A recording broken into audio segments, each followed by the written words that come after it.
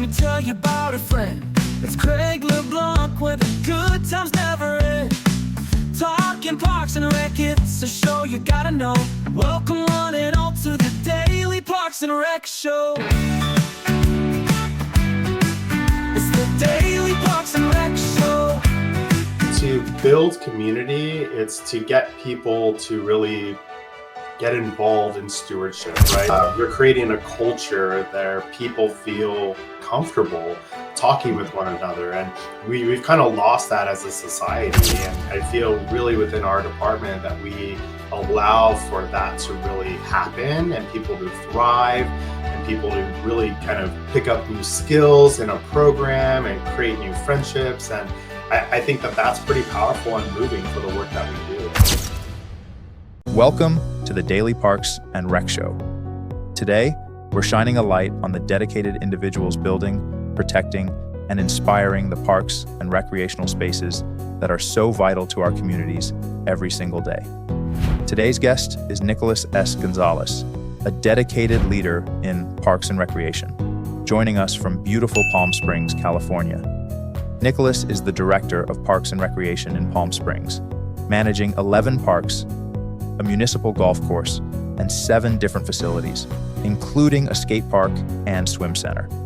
The city has 48,000 residents, a number that doubles or triples during high season due to its popularity as a tourist town. He's at the helm of a department that handles over 200 special events a year, from parades and movies in the park to supporting major events like Coachella, which draws over 100,000 people to the valley. Nicholas also shares insights from his unique background in utilities, city management, and economic development, which he brings to his role. From acquiring the park's maintenance team to implementing a new 10-year master plan, Nicholas's work is essential to shaping a thriving community.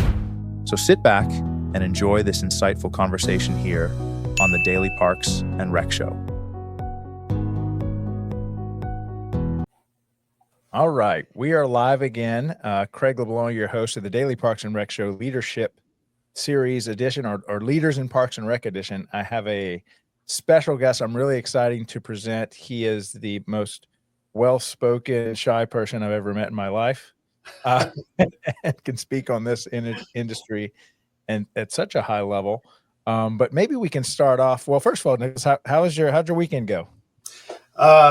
Good. It was pretty eventful. We had an unfortunate incident in the town over the weekend, so kind of dealing with that. But it's going pretty well. Yeah. And so you are from. Well, let me tell the audience. Maybe you can tell everybody about. Welcome everyone to Park Springs, California. Give us a little. What is it like in Park Springs? Give us something about the city. Yeah, sure. So we're in beautiful Palm Springs, California. It's sunny almost every day of the year here. It's a big tourism town. So a lot of people come out here for, fun, sun, getaways, vacations, all that good stuff. And there's about 48,000 residents here in the city, but that doubles or even triples during high season. And so I have the lucky privilege of managing the Parks and Rec department here. And so we have 11 parks, we have a municipal golf course. We have 7 different facilities, from like a skate park, a swim center, community centers. And so it's a pretty awesome place to be. Yeah. And so maybe we can start with one of the big topics that I'd love to hear you speak on. So whether you're a special events specialist master or not, if you are working in Palm Springs, you're going to have so many special events coming at you every year. How many special events do y'all have in a year, would you say? We have over 200 special events a year. So it is wild. All from events that we put on in our department, or event organizers come in and put those on for the community or tourists to enjoy. And so we help and support almost everything that comes through this town. And so y'all are, Coachella is close by, or a big event that happens on your doorstep, or tell us about that one. Yeah, so Coachella's about a few miles down east. And so when Coachella, the big music festival, happens in town, we still get a lot of spillover where some of the attendees will stay in our town. They'll host some like parties and other festival events that happen here. So we get to participate in that a little bit, which is pretty awesome. Yeah, but it's a huge, Coachella brings in a ton of people to the Valley. Yeah, and so we just wrapped up Jazz Fest here in New Orleans, which I think is Oh, yeah. is similar. It's a big music festival, lasts about a week. Maybe tell us a little bit about what Coachella is for those that haven't heard about it or haven't attended. What's that like? Yeah, so it's a 3-day music festival. It happens over 2 weekends. There's over 100,000 people, or even more than that, that are coming into the Valley to listen to all different genres of music, from new and upcoming artists to more mainstream artists. I think Lady Gaga was a big headliner this year. And so there's a lot of different like music acts that are done. And then there's like art pieces and other kind of like activations that happen throughout the event. And not only in the event, but all throughout kind of the neighboring cities and that spill over. Hmm. Now, actually, before I get too deep into that, maybe give us a little background on where you came from, because you don't have. I know you had a different background than Parks and Rec, right? Correct? Yeah, I do. Yeah. So I've only been here in the city of Palm Springs for about 5 months. I started here in December. Prior to that, I served 13 years for the city of Ontario, also here in California, about 70 miles west of us. And I started out kind of working my way up throughout the ranks, but I started out in utilities as a customer services representative. Mhm. Worked a lot in the city managers and city council office there, and then spent a huge chunk of my time in economic development. And so Mm. I worked on like marketing, business attraction, and retention while I was in that department. And then I was running the arts and culture program at that time. We got a new city manager that came in and wanted to do some reorganization in the city, and pulled me, because I was running that arts and culture program, into this new department called community life and culture. And so I was Mm. bringing all like the public facing departments from like recreation, museum, arts and culture, library, and brought them all together. And I was over there running the administrative functions of that agency. And then I had the opportunity to become the recreation director there. Mm. And so, and what's your title here, and what's your scope of work here? Yeah, so here in Palm Springs, I'm the director of Parks and Recreation. Oh, so you've got the whole ship. Yeah, yeah, I You're coming do. Yeah, so we do all programming, obviously special events. We have a management of all of our facilities. We have an aquatics program, and then as of about 2 weeks ago, we just acquired the parks maintenance team from in. Public Works, and so now they're all under our shop. Yeah, that's and you've been at this for how long? 5 months, right? 5 months. Yeah. Wow, that is jumping right in. Oh yeah, yeah. It's Good. been pretty awesome though. 60 staff, correct? Roughly, yeah, including the Yeah. new team over. Most of them are full time. We have a few part time folks here. And then in the summer, with our camp program, we have like an additional 40 ish seasonal staff that come in and work our camp program. Hmm. Okay, so let's get into, what do you think and this is one thing I think you pitched very well. If you were trying to explain to somebody the value that Parks and Rec brings to their community, what would you say to somebody? We'll start with just an elevator pitch, and then we can start digging into something a little bit deeper after that. Yeah, absolutely. So, I think ever since COVID, we saw a huge upswing in people valuing parks and recreation. Prior to that, it was always the first department that was going to get cut when budget cuts were happening all across municipalities. But since COVID, there's kind of been this new upswing of people really falling in love with this profession. And the way I see it is that it truly adds a lot of community value, and we need to be telling that story a lot more. Public safety, absolutely important. Public works, streets, roads, infrastructure, 100% important as well. But for us in Parks and Recreation, we help bring the preventative side to reducing crime, enhancing quality of life in our community, making sure that youth and, from tots all the way to seniors have something to do, and is creating basically, community here. You're creating memorable experiences, long lasting friendships that last forever. And we need to do more to really tell that story a little bit more. Hmm. And so when you talk about building community, a lot of people don't kind of frame it that way. What does that mean to build community? Yeah, so to build community, it's to get people to really get involved in stewardship, right? Take ownership of the city that they live in, take ownership of the park. As they're walking through and they see someone doing something negative in the park, call someone and report that right away, or tell them, no, you can't do that, right? You're creating a culture where people feel comfortable talking with one another. And we've kind of lost that as a society. And I feel really within our department that we allow for that to really happen, and people to thrive, and people to really kind of pick up new skills in a program and create new friendships. And I think that that's pretty powerful and moving for the work that we do. Yeah. Yeah, I know, I saw it when the mobile devices came out, and then we had this explosion of social media, and it truly is engaging. And you see people even out on dates, you see couples, and they're on their phones and they're just engaged with the phone, and they're having a challenging time, being with people in the outside world. And then your industry's coming in and saying, let's create all this Mhm. opportunity to really connect with people, that, are neighbors and stuff. And so I think it plays an important part of our mental health. And maybe anything to say on that as far as our mental and social health? Yeah, absolutely. I mean, you take COVID, for example, right? I mean, kids were away from, being in the classroom and had to socially isolate. And we see that in our programs, right? That, where we are trying to break that back and, get off the devices, go play outside. Like, I remember Mhm. growing up and being able to run outside in the park and run through a playground. And we really want to create more of those active programs for people to really just have fun and have a really good space to enjoy that in. And what we do is fun. It absolutely is, but there's another side of that where we are increasing mental health, and we are making people feel comfortable and getting back into doing things. And it's pretty awesome that we have that power to do that. Yeah. And so what are the things that, any highlights there, of programs you're specifically proud of with a certain, demographic, whether it's, the seniors or their children, anything you want to speak of on that front?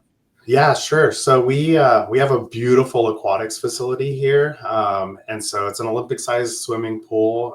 It's pretty much the jewel of our department, where Mm. people come in, and it's this picturesque view with the mountains right behind, and there's palm trees everywhere. It's absolutely stunning. And you look at that facility in itself is the public pool was created, to have a place for people to be active in, also learn how to swim, and create kind of overall kind of community in that aspect too, right? Where you're creating friendships and stuff like that. And that's pretty awesome. And so, since I've been here, I've really been encouraging our swim center team, to really kind of expand the level of programming that we do, open up our gates so that we can bring in more programs into the facility. And so we'll be starting a new Aqua Fit program, where it's kind of like a mini boot camp where we'll get like some cycles in the water and some other water aerobic exercises there. And then we're starting a new master swim team. And so that's pretty awesome for our team to be able to do that. And so that in itself, like, we're doing some pretty awesome in an aquatics facility here. Yeah, and I know that's kinda important to you when we talk about just, the swimming pool, the life skill that it teaches, but then also the ability to connect with people that are in the pool with you, whether it's like little kids swimming or whether it's a team. Um, Maybe where does that come from for you personally, that towards swimming and aquatics? I'm sorry. I think I lost you there for a second. No, that's okay. Yeah, so maybe speak a little bit more about the aquatic center and how important just the life skill of swimming and how that impacts your community, but also the kids and stuff. Yeah. So, I mean, learning how to swim is so important, right? And making sure that, kids and really adults, everyone for that matter, feel safe around the water. And so it's extremely important that we're teaching that valuable life skill, where people know how to get in a pool and utilize that safely, even from a really young age. Drownings is an unfortunate occurrence that happens everywhere, and so being able to provide that amenity of teaching swim lessons is extremely important. And so we want to do more of that. This month, May, is Water Safety Month. And so we're teaching our community a lot of important safety measures around the pool. And whether it's a life jacket fitting so that your kids, we make sure that your kid is safe in a life jacket, or even bringing in other partners, whether it's the fire department, or we have a surf club in town, surf club coming in and teaching people about wave safety. And so that type of education is extremely important to us. And so we're still trying to promote a lot of those types of programs and educational activities that we're doing there. Now, is your pool open? What's your kind of working hours? And then, how much opportunity is there to maybe participate in the aquatic center? Yeah, so we're open 7 days a week, Monday through Saturday. Right now, we're open 6 a.m. to 3 p.m. and then Sundays 7 to 3. But hopefully everything goes really well in our budget process. And so if that happens and pulls through, we'll be able to expand programming Monday through Thursday until 7 p.m. And allow us to bring in some new youth programs, like a new youth swim team, some more youth swim lessons, and actually create more activations in that space. And so it's wonderful that we're able to open that 7 days a week to our community members, and they love it. That pool is popping. I can look over right now and there's just a ton of people already in the water. Oh, you're close to it? You're close to the swimming pool? Yeah, I can see it right out my window. I actually met a really neat vendor while doing the Daily Parks and Rec shows. A guy named Russell Moy, I think is his name, Aquaclimb, where he makes these things that attach to swimming pools, where you have like a climbing wall and a ninja course and a zip line. Yeah. Have y'all seen any of that stuff come out yet? Yeah, we have, and we're pretty excited about that. We actually, the team here just bought an inflatable course that we put in the water in the summer. And so on Saturdays all throughout the summer, we do that, where we bring out all these inflatables and have kids and people just climb up on it. And then recently we just toured another aquatic facility nearby, and they have a rock climbing wall too. And so, yeah, we're looking at maybe doing that. I don't know if it'll fly here, but yeah, those types of amenities are pretty cool. Yeah, there's so many things you can do when it comes to, just having a big swimming pool. Whether you're teaching skills or just having fun. I imagine every kid wants to have a birthday party in y'all's pool. Oh yeah. Now, so let's talk about communicating value. If you had to help, because I know a lot of times there's so many people that you need to communicate value to. So maybe let's compartmentalize who are the people that you're talking to when you're saying, we'll start with elected officials. These are the ones that provide a lot of the funding for all the things that you're doing. But how do you communicate to, say, an elected official? Yeah, so there's multiple ways that you can do that. Obviously, telling your story a little bit more. Anytime you get an opportunity to go up in front of the council and, talk about a project that you have going on, or request for funding or contracts or whatever it may be, I utilize that as a really great opportunity for education, to show the council of how we're trying to improve the park and rec system here. But another big way is for them to actually see it in person. And so making sure that you're getting them out to your events and out to your programs is really helpful. We just had an event on Saturday. It was our Kids to Parks Day, and it was the first time we had done this event in the city.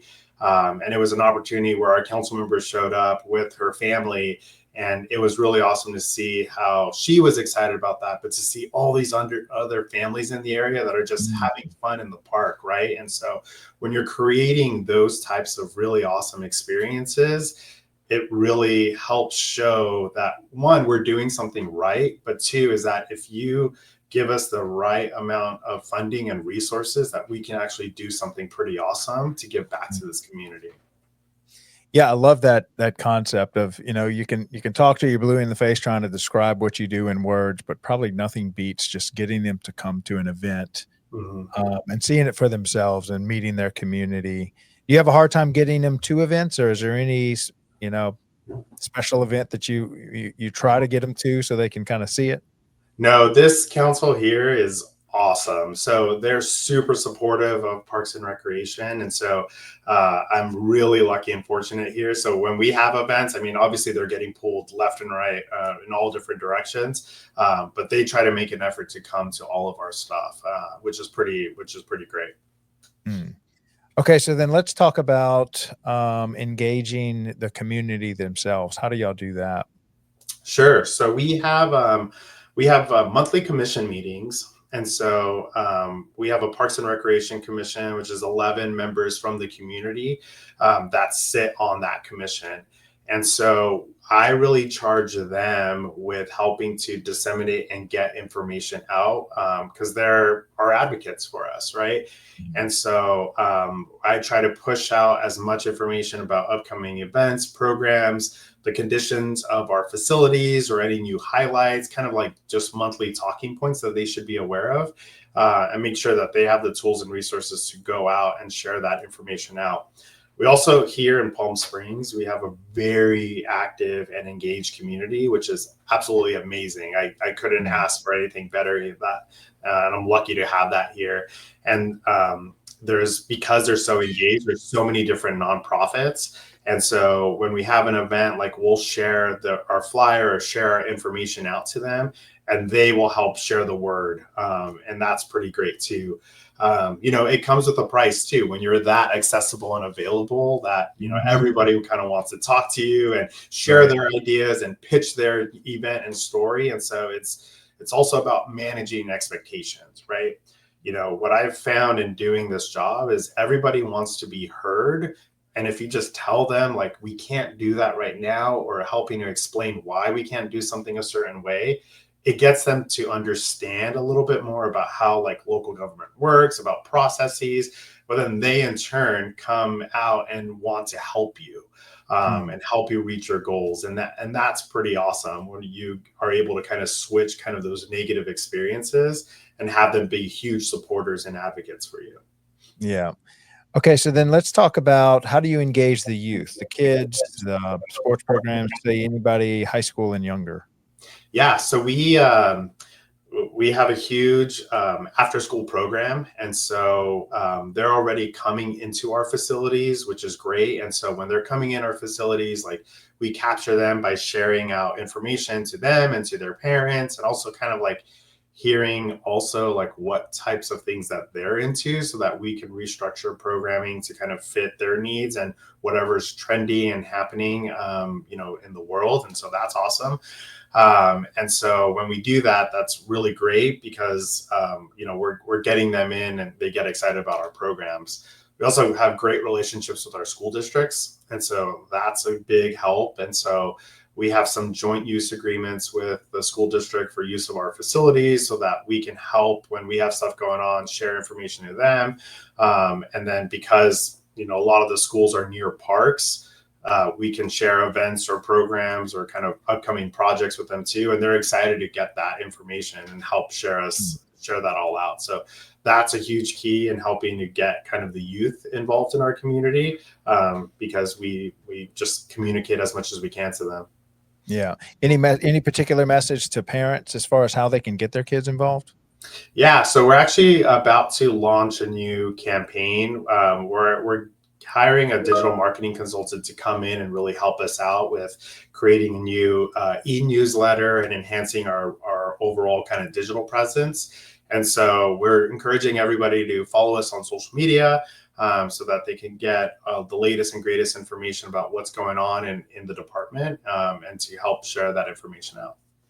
And so what are your major platforms? Just you have a Facebook page, website, anything else? And then what kind of messaging cadence that y'all put it out? What kind of message do y'all put out? Yeah, sure. So we on social media, we're on Facebook and Instagram, and Mhm. then on we have obviously our website, which is part of the city website, and so we're cleaning that through now to make sure all of our information lives on there, and so we're putting all of our events and programs and everything on the city calendar, so everybody could have access to that. And then we have a registration system where it's just showing a listing of all of our different activities. That needs some cleaning up to do, which we're working on. But that will show everything that's happening in the department. So if someone's coming in and searching for a type of class or a program, like they can easily just go to that site. Hmm. Now, is it just, hey, lessons are starting? Is it just kind of, here's what we're doing, here's when we're doing it, here's how you, or is there another thought process behind the messages you put out on those platforms? Yeah, so that's kind of how it works now. Or it's a little bit of like a recap of like, here's a highlight reel of like Mm, what happened at a major event that we did. But what we are changing is what I really want people to do are to our staff to really get more testimonials. Like, I want to get stories from our community that we can post and share on all of our platforms and really tell about like the positive impact that people are having as a result of our programs. And mm. so that's kind of my next kind of pitch that we're going to be doing is really kind of showcasing and doing a lot more storytelling so that we can capture kind of that emotional Mm. presence and get people to really connect with us that way. So maybe double click on that storytelling part. So what do you mean by storytelling? Why is that important? So everybody has a different lived experience when they visit a park and rec system, right? You may have grown up in the program through like one of the preschool programs, right? You may have worked out in a fitness center or participated in a sports program or even just used the park passively as just like walking your dog in the park, right? And so we cast a wide net of people that we're serving from all Mhm. different needs, walks of life, everything, right? And so it's important to kind of share those experiences and tell people about that because one, it helps us advocate for ourselves that we're doing something right and people are valuing our services and what we have going on. But Mhm. two, it creates this emotional connection where it kind of relives memories. So like if we posted someone of like having a great experience in a park, like you can get tons of community response like, oh my gosh, I remember going to that park when I was a kid. Like, my family used to go out there and we would have picnics in the park, or I used to play ball in the park, or whatever it is, right? And you kind of create this long conversation of people telling like what they most enjoyed about it. And granted, you may have people talk about like, oh, that restroom or that hole needs to be filled or whatever it is, but Mhm. that helps kind of create another side of the work that we do where it's that two-way communication where we can kind of connect with people a lot more and share a lot of that story with everybody. And maybe stuff that we didn't even know that happened. Right, right. Okay, so then how about the seniors and what age does that start at? Do y'all kinda target those and what stuff do y'all have to offer for them? Yeah, so we start at 60. And so we have a wide variety of programs. Most of them participate in our swim center and Mhm. utilizing the pool for lap swim or water aerobics. But then we also have a mature adult program at one of our community centers where adults come in and it's a place for them to come and create friendship. But then we also take them out on excursions. So we'll take them hiking, we'll take them on a bowling trip, we'll just get them out and active so they're just not sitting at home alone and in isolation, but really out and about in our community. And so those are the types of programs that we do. We also have a senior center. We don't manage it, but we have a nonprofit partner that does. And so we partner with them, and then they run most of the senior programs, but we have some ancillary programs that we do on the other community centers. Hmm.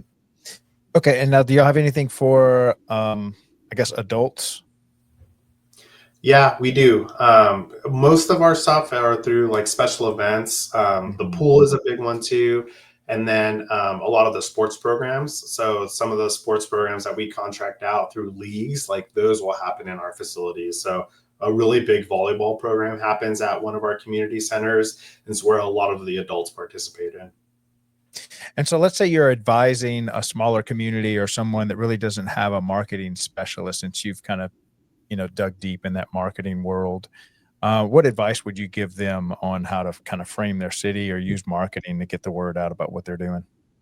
Yeah, so really engage your staff, because even though you may not have those tools or resources yourself, like your staff pretty much have a sense of what's happening and a pulse on the community, right? And so, when you engage them, they can help pitch kind of what direction you should go to help kind of that digital storytelling, or kind of showing and showcasing promotions and stuff like that. But there's also a lot of really awesome resources out there that can help you with creating content, whether it's through like Canva or CapCut or some other of those types of programs, which can help kind of really create them visually, aesthetically pleasing. And then you can really engage your community members too. So see if there's a partnership with the high school where maybe someone needs some internship hours, or other ways, if you have a local community college district nearby where you can get like students to get involved and help with your digital presence. Have y'all used any interns yet in your where you're at? Not here yet, but that would be something that we want to look at doing, because that's a really relatively low cost way of kind of helping to increase the level of work that you're doing.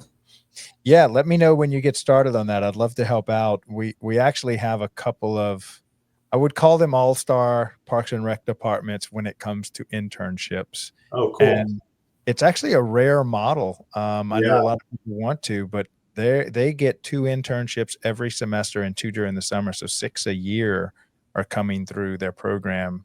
And they help out so much. And this is one of the areas, usually they put them in, okay, help out with the Facebook page and help out with the digital marketing stuff, because they seem to be good at that. But yeah, Nice. I'd love to help out with that. Yeah, that'd be great. All right, so let's talk about how, and I think this is an important part of the messaging of the value that Parks and Rec brings. You had mentioned that Parks and Rec is the preventative side of your community. Can you say more on that? Or maybe just explain that concept, first of all.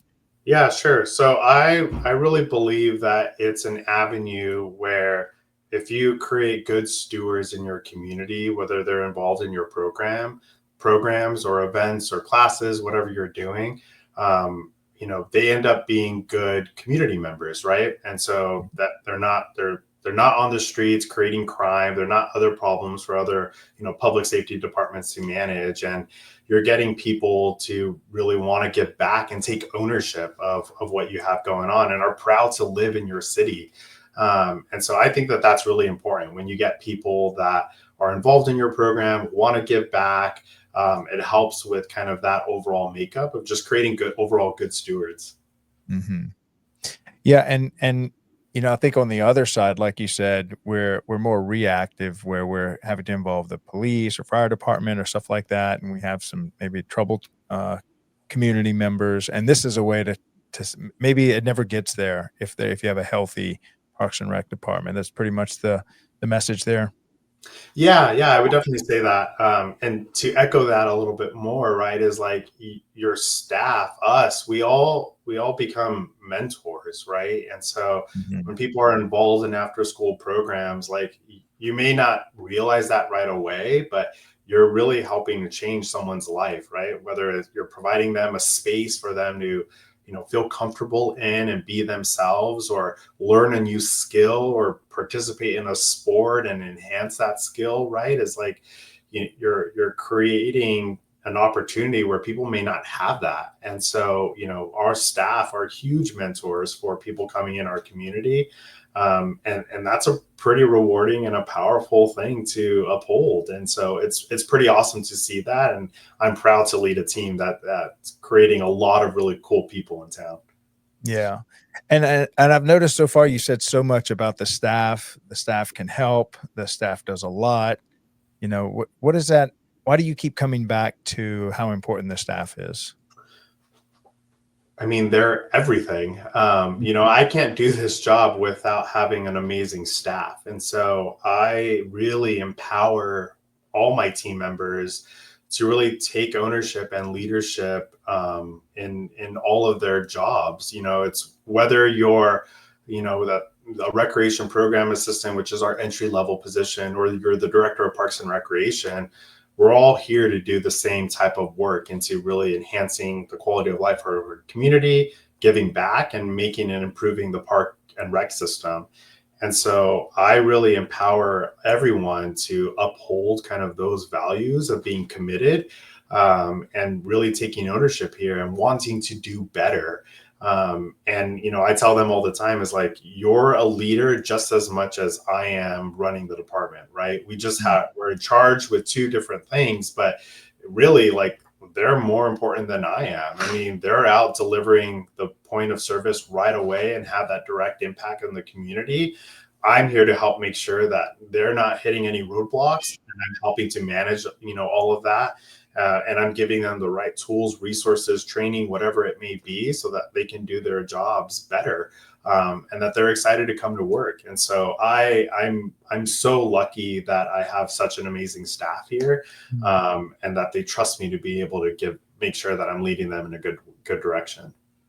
Now, when it comes to empowering your staff, and so I know, that it's an easy phrase to just say, "Oh, he's Sure. right. Okay, now I need to start empowering my staff." What are some first steps that you took? And then kind of what have you learned along the way, maybe as you've gotten better at empowering your staff? Sure. So, first is you have to lay out what the expectations are, right? And so, for me, I tell my staff all the time is, even though I'm new here, but I said this in my previous job too, like, I don't want to hear you say, well, that's the way we've always done it, right? I want you to think differently and think big, right? I want you to be exploring out like what other park and rec agencies are doing all across the nation, or the world for that matter. And I want you to open kind of your mindsets to thinking like anything's possible. And so I have this quote in my office here that is by Walt Disney that says, if you can dream it, you can do it. Oh, I love that. I really believe in that. And, I've known that ever since early on in my career, and that when you put your mind to doing something and enhancing something or improving whatever it may be, that people get excited, right? And so I help share that right away with my staff. We just had an all staff in service a couple weeks ago where I reinforced that message. And I make sure that I'm supporting them.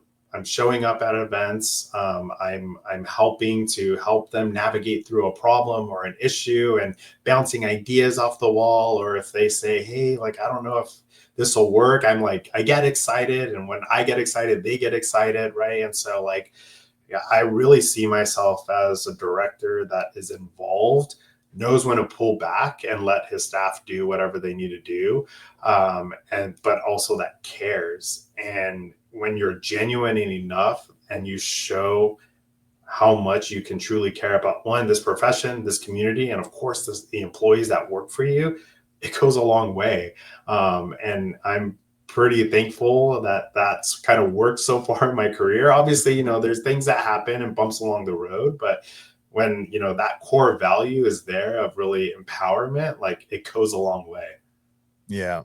Yeah. And that really is, I like how you say, it is a team effort, because, you really can't do everything that you do by yourself. This is not a one-man job.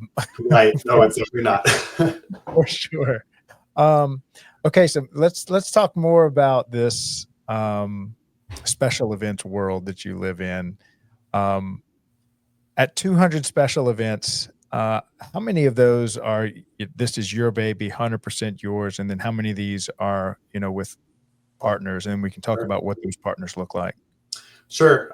So probably a quarter of those are ours. So not that many. And what I mean by that is like full ownership, where we're running everything from planning to implementation.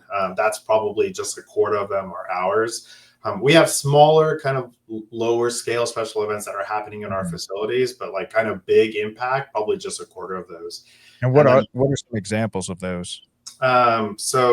parades. So we have 6 parades that we do a year here, from um, a, um, a Festival of Lights parade. We have a Veterans Day parade, things like that.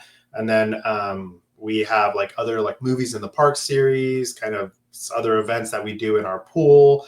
The Kids to Parks Day event that we had just this past weekend. And so those are the type of the events that we do Mhm. for our community members. And then we have event organizers that come in, because this is a large tourist area. They will come in and want to bring events to town. And so Mhm. that can range from anything from like Coachella hosting a offshoot event in our surf club, which is a private owned business, but we partner and we would help manage the permitting for that event, Mhm. to a bike event that happens all throughout the valley, to other kind of concerts in the park and stuff like that. And so there's a huge scale of different types of events that come through the city. Now, do y'all have any nonprofits that do stuff with y'all? Yeah, there's a ton of them. Almost all of them are nonprofits. Mm. And so they come in and do that to kind of give back, and, this whole notion of creating community. And so a lot of them are nonprofits. And then there are, of course, some of the for-profit businesses that have ticketed events that come through town. But most of them are nonprofits. Hmm. Now, I know a lot of Parks and Rec people come traditionally from Parks and Rec, but you have a different approach where you look at it from an analytical framework and a financial framework. Can you speak a little more about that? Yeah, so most of my career, I was an analyst. And so I spent, like I said earlier, I spent most of my time working in the city manager's office and in economic development, where I was an analyst in those respective divisions. And so, a lot of my background is on contract management, budget preparation, just like basic finance principles. And so, all of that really helped prepare me for the role that I'm in now. Mhm. And I think that that's really helpful and beneficial, and a lot of, which is unfortunate, a lot of parks and recreation staff like don't get that experience. And so Mhm. anytime I have the opportunity to teach about like contract management or how to put together a budget, like that's really important skills, because when you become a director or an assistant director, like you need to know some of that knowledge, because it also helps you in negotiating tactics, right? Like when you are trying to lease out a facility and you want to come up to the price and terms or whatever that lease payment is, right? It helps you understand kind of the whole picture a little bit more. Yeah. So if you had to define, how do you define that term analyst? So it's more like those administrative skills. So contracts, budget, like basic level accounting, a lot of writing, policies, um, procedures, those types of things. That was a lot of my work that I did. And then as far as the financial side, I know there's a big and most most parks people avoid financials like the plague, but it's kind of a necessary evil. Um, so when it comes to understanding the financials of Parks and Rec, number one, what financials are we talking about? And then how do you get better at that? Yeah, so a lot of it is basic budgeting practices, right? Making sure, you get a budget. We have a budget here. I manage a budget of about 18 million here. Mm. And that's managing everything from salaries, overtime, fringe benefits, all the way down to contract services and programmatic expenses and everything in between, right? And things come up, right? Things happen throughout the year where like, I got to replace a new piece of equipment that I hadn't anticipated for, and I need to know where the money is. And so Mhm. having that knowledge and being able to kind of move money around and make sure that you're still whole at the end of the year is really important. And so knowing and having an understanding of your full budget is helpful. But then also, we are a big revenue generating department. Almost every parks and recreation agency is. Like, luckily here, most of our stuff is free or low cost, but our revenue generation comes through permitting, whether it's through permits of special events or picnic shelters or facility reservations. And so having that knowledge of being able to forecast out what your next year's revenue projections would be is helpful really for the finance department as they're putting together a budget and having an understanding of like what's going to be the impact on, future financial years in the next coming months or years. And so what percentage of your budget is self-generated versus, tax generated? All of it is pretty much tax generated. We have a pretty, like most of our stuff here is free or low cost. But we do generate about 800 to about $1 million a year in revenue. That all goes back to the general fund. So we don't see any of that. That's just how it works here. So most of our budget comes from the general fund. And so when the general fund gets tighter and tighter, like it's my job to make sure that we're pushing, reservations of our facilities, like more increases in programs, the fee-based ones that we do, just so we can help really still kind of support that revenue growth. Right. And is that what, a property tax, sales tax, or how is that tax coming into y'all? It's all different forms. So most here in Palm Springs, most of the revenue is coming through transient occupancy tax. So it's through like hotel stays. And then there's sales tax, there's property tax, and then there's an additional measure that was passed several years ago for an additional 1 cent tax on the sales tax. That comes back and funds special projects that happen all throughout the community. And so we have some projects that we pitch in to help support and enhance our park system. And so that helps support some of that. Now, shifting gears a little, how active are you in the California Parks and Rec Association? I'm pretty active in the form of like trying to attend as many events and the conferences as I can. I haven't held a leadership position there just yet, but I encourage all my team members to do so. And so we've had team members sit on different boards through CPRS. And so it's a fantastic organization. Yeah, I know. It's almost like a mini NRPA over there. Yes, exactly. It is. Yeah, it's pretty intense. I think it's one of the largest state organizations in the nation. Obviously, California is huge, but it gets tons of people that go to their conferences and attend all of their programming.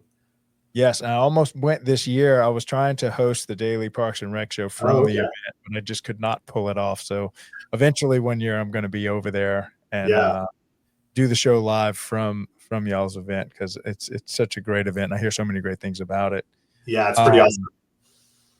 Now, when it comes to, you had said something about transitioning maintenance staff into the Parks and Rec department. What do you mean by that? How do you do that? Yeah, so when I got here, the park maintenance staff was all under Public Works, and I had heard that there were some conversations about transitioning them back under Parks and Recreation. And so in working with our awesome Public Works team and, the city manager and everybody involved, like we managed to, pitch a case on why it's important to bring that back over to us. And so there's 11 staff members now that have come over to us, and we now handle all maintenance in all the parks. And so anything but tree trimming, that's still done through an allocated contractor through Public Works, but landscape maintenance, turf maintenance, ball field prep, obviously maintenance of the trash cans, the restrooms, all that stuff is now under our shop. And it's been great because now, we're all under the same roof. We can have the same goals, the same priorities. And it makes a lot more sense. There's a lot more synergy there where, we put on a lot of the events and programs. We know what's also happening in our parks, that we can have more of a coordinated effort to make sure that our park system looks beautiful and stays that way. Yeah. And so maybe let's speak a little bit more about the problems, because it's not uncommon for all the maintenance to be pushed through a department that exists outside of Parks and Recreation. And so what was that like? What were some of the roadblocks y'all face? How did you handle emergencies? Maybe speak about that world. Yeah, absolutely. So it was previously, like, as I mentioned, all under Public Works. And so, no fault to Public Works, but they were getting pulled in so many different directions, right? And so, because you're under one agency, you can now be pulled onto a different project. And so, several years ago, there seemed to have been a really kind of a lot of negative attention around the conditions of our parks. And so prior to my arrival here, there was a big pitch on getting more staff to help with kind of overall cleanup and maintaining, all of the park system and kind of beautifying that a little bit more. And so there was additional staff that came on board, and now all those staff were kind of put into place to help kind of just tackle and put out the fires left and right. And so now, when I got here, I wanted to make sure that there was planning involved, right? Like, what's the preventative maintenance plan? What are we doing to help make sure that we have a replacement schedule of, playgrounds or trash cans or benches or whatever it may be? And there just hadn't been an effort for that being done yet. And of no fault to anybody, it just wasn't a priority, And so now that they're kind of moving under us, like, that was a big pitch too, is that, well, if they're all under our shop, like, we can make sure that we're all kind of following the same goals. And we are just about to finish a new 10-year Parks and Recreation master plan, where a lot of the attention comes into, taking care of the day-to-day maintenance, taking care of like the future plans of like replacing a lot of the infrastructure. And so making sure that we also had an overall control of the assets in the system. And so now that we have all that in place and they're under us, like, we can do a better coordinated effort with that. Now, when it comes to this deferred maintenance backlog, I know this is a beast that most most departments face, and I think y'all are no different from that. What was the worst it had gotten? I know you'd gotten some complaints about it, and then how are y'all chewing through that? Yeah, so we're on the upside of it. There's still a lot of turf replacement that we have to do, and we're doing a big project where we're renovating all of our play structures all throughout town, and so we're replacing all of them currently. And so a lot of the conditions of the park system they weren't great, and of no fault to anybody, it just wasn't a priority, right? And so now that you have different type of leadership coming in, you have more staff and you have more resources, that's been helpful to kind of make sure like that we put a coordinated effort of, this is what we need to do and this is how we're going to do it over the course of the next 10 years or so. And so it got pretty bad at one point. I wasn't here at the time, but there was a lot of negative attention about the conditions of the parks. But now we're flipping that story, right? As we're showing people that, we have staff out in the field that are maintaining everything. And if they're not, call us and we'll try to make sure that we get out there pretty quickly. And so, yeah, we're doing a lot better than what we used to be. Yeah. Yeah. And that's a big deal to try to manage these backlogs, because this deferred maintenance can just become a mountain to climb. So let's talk about this master plan. You said this is a 10-year master plan. Were you here when it started, or is that something you stepped in the middle of? I stepped in at the tail end of it. And so when I got here, they had just received the final draft of the plan. And so I was able to still review it all, provide my comments and, my opinions on it. And so we were about to get it through the council for approval. And then we ran into where we had to do an environmental review of the plan, because it is a planning document. And so it's with consultants right now doing that environmental assessment. And so we hope to have it completed within the next few months. And so what are the different components of a master plan? Yeah, so the master plan takes a current assessment of your current conditions as they are now. So we'll look at all of your assets, we'll look at your facilities, how many parks, park acreage, all the components within a park. but then it also looks at future planning, right? It looks at gaps in the area of your city of where you should be placing more parks. You're not going to just go out and build a new park tomorrow, right? But as you're thinking and working with planning and other community development on future planning and zoning throughout the city, you can pinpoint if any other land becomes available in this area of town, like we need a park here. And the reason for that is the Trust for Public Land and the National Park and Recreation Association wants to put out this coordinated effort of like everybody should have access to a park within a 10-minute walk. And right now in our community, we're not there yet. There are areas in our community where we are park deficient, and we need to create more parkland. And so the outline puts a big picture on that.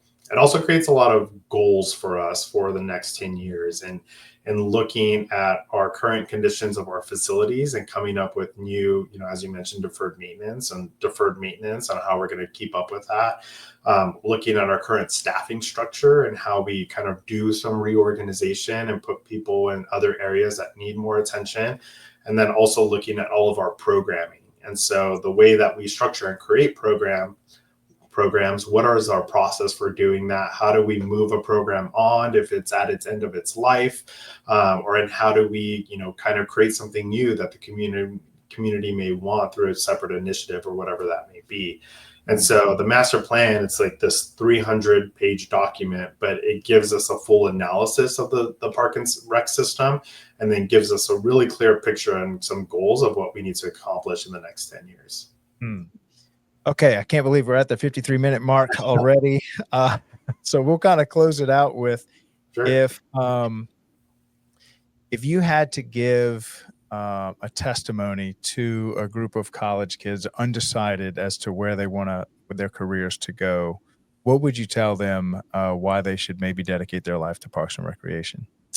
So I would probably tell them that if you joined the parks and recreation field, that you'll be able to have a really fun job that'll never have a dull moment at any time. Every day is completely different, and it's an awesome and amazing experience to be able to be a part of this field. But another key aspect of that is you're putting smiles on people's faces, where they maybe haven't smiled in a long time. And you're creating just all these memorable experiences where they get to go out and tell the rest of your community about the good work that you're doing. And that is a rewarding experience. You can't put a monetary value to that, because you're really helping build community through that. And that's pretty awesome to be able to do that. Yeah. Yeah. And anything specific to you on how it's been fulfilling? Yeah, for me, I never thought I would be in this field. I thought I was going to be, economic development all the way and all of that.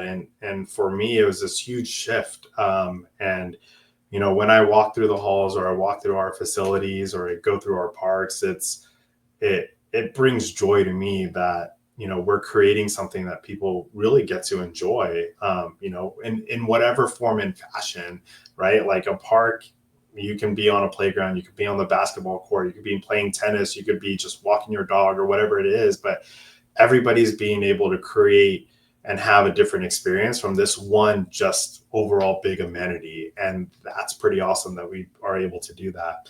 I love working with our teams here, and it's pretty awesome to be able to lead a team in such a beautiful place too. Fantastic. Well, Nicholas, thank you so much for coming on the show today. I know I wanted to go deeper on a lot of these other topics, but an hour is so hard to fit a lifetime of experiences in. Yeah. Really appreciate you coming on the show. We'll have to have you back on. Maybe we can go deeper on some of these other topics. But thank you for coming on the show today and sharing your story. No, thank you so much. It's been a pleasure. Appreciate it. Yeah, appreciate it. Have an awesome week. All right, you too. Take care. Take care. Bye. All right. So that was Nicholas over there in Palm Springs, California. Really great community. 200 special events a year. Amazing that department can push that through. I know a lot of us complain about having special events maybe one a week. or a couple of months. So to see what they do, all the partnerships they have. And then Nicholas, I just think does such a great job pitching the value of Parks and Rec to their community. So really, really enjoyed him having on the show. Great job, Nicholas. Thank you for sharing your story with us. Okay, so we've got a lot coming, a jam-packed week. We've got we're preparing to launch Henry County podcast, and we're calling it the Rec Room, one of the best run counties in America, right outside of Atlanta, Georgia. We're going to have the whole leadership team. We've put together the logo. We're getting the team together so that you can see all the players that manage an entire department, from head of athletics, head of maintenance, the executive director, head of finance, you name it. We've got everybody on stage, and we're going to do a monthly podcast for them. And so the Daily Parks and Rec Show is actually helping just manage all the back end stuff for them and helping them just to make sure they have really good content, that it looks good, and then we help distribute it. And so really looking forward to that. Also, week number 3 for Youth Sports Mastery. Shout out to Aaron Lux and the National Academy of Athletics. He is a great little company that helps parks get back into that community sports. And so really love that show. That's another weekly show.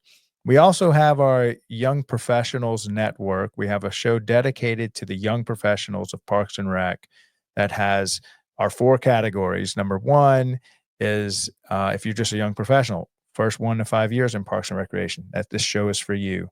So please reach out to me if you feel like this is something that you want to speak on, contribute to, help organize. Number 2, college kids.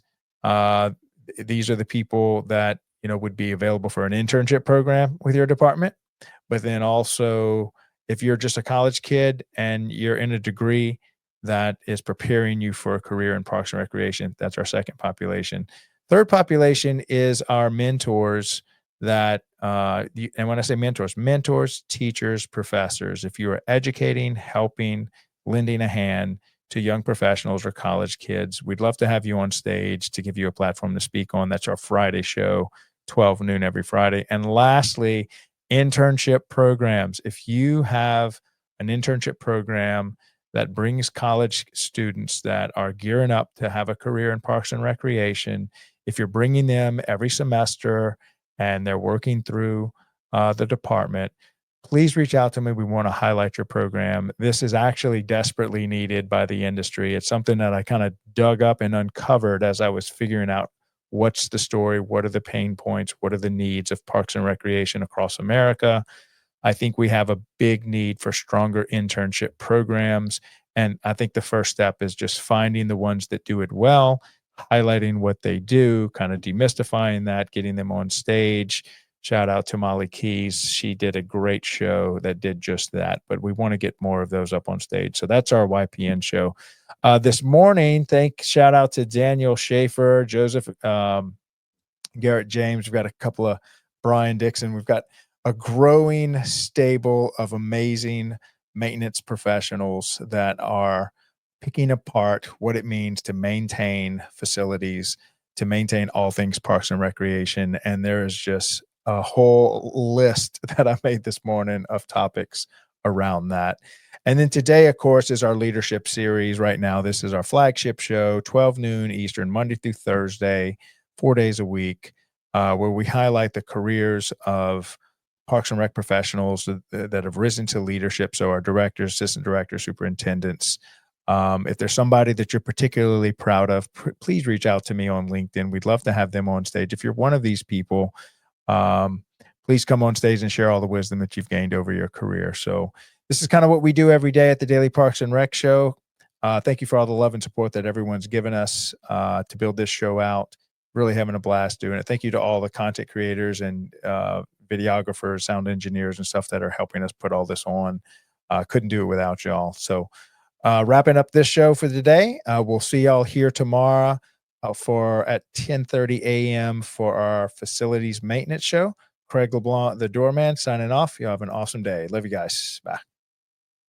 Welcome to the Daily Parks and Rec Show, where we highlight the essential work that keeps our parks and facilities thriving. From local ball fields to multi-use athletic complexes, field maintenance ensures every space is safe, ready, and welcoming for play and community events. Facility maintenance is the backbone of operational excellence, ensuring that recreation centers, playgrounds, and shared spaces are functional, clean, and built to last. Behind the scenes, equipment maintenance keeps vital tools and machinery in peak condition. At the core of future-forward thinking is sustainability management, integrating green practices that reduce environmental impact and enhance long-term resource stewardship. Facilities maintenance is more than routine upkeep. It's strategic, essential, and foundational to building healthy and resilient communities. This is the Daily Parks and Rec Show, honoring the professionals who keep our spaces running and our communities strong.